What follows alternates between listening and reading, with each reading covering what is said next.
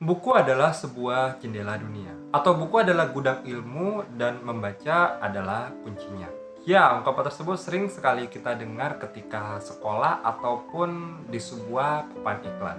Ketika sekolah, guruku sering bilang, kalau kamu mau pintar, kamu harus rajin-rajin membaca. Tapi masalahnya, aku gak suka membaca.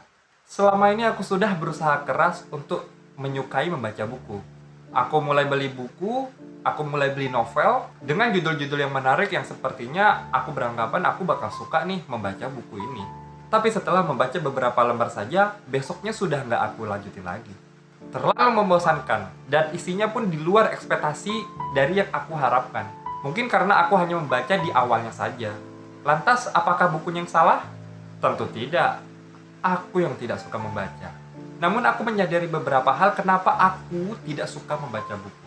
Yang pertama, aku menyadari buku-buku yang sering aku baca sampai habis itu buku-buku yang bersifat aplikatif. Seperti buku-buku tutorial, seperti tutorial Rubik, tutorial CorelDRAW, dan tutorial-tutorial yang lainnya. Jadi aku kurang begitu tertarik terhadap buku-buku yang sifatnya tidak aplikatif, atau buku yang tidak memberikan aku manfaat pada waktu itu juga. Yang kedua, lingkungan. Mungkin ini adalah salah satu faktor yang dialami oleh banyak orang juga, yaitu adalah lingkungan. Aku tinggal dan belajar di lingkungan yang tidak memiliki budaya membaca dimanapun dan kapanpun.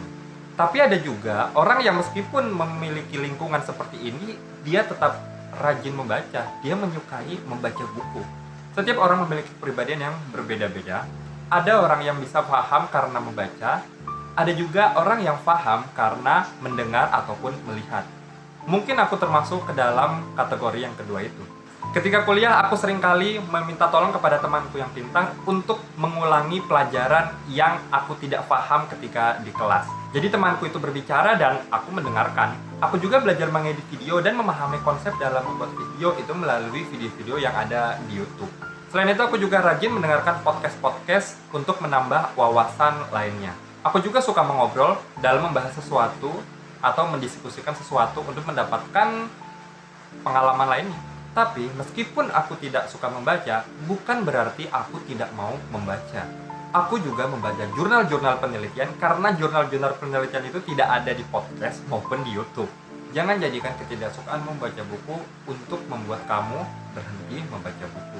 Jujur saja aku iri terhadap teman-temanku yang suka membaca, memiliki hobi membaca, sering membeli buku, mengkoleksi buku-buku, dan ya, aku iri kepada mereka.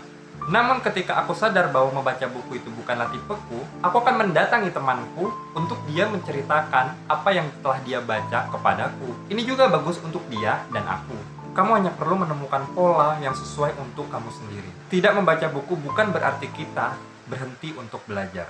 Saat ini sudah banyak media-media yang menyediakan berbagai informasi berupa video maupun podcast seperti di YouTube ataupun di Spotify. Dan masih banyak lagi media-media yang bisa kita manfaatkan untuk menambah wawasan kita, untuk belajar, untuk mencari informasi. Sekarang permasalahannya hanya tinggal di kamu, mau atau tidak.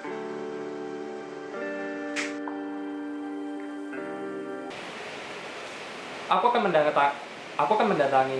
akan mendatangi temanku untuk dia menceritakan apa yang telah dia baca kepadaku.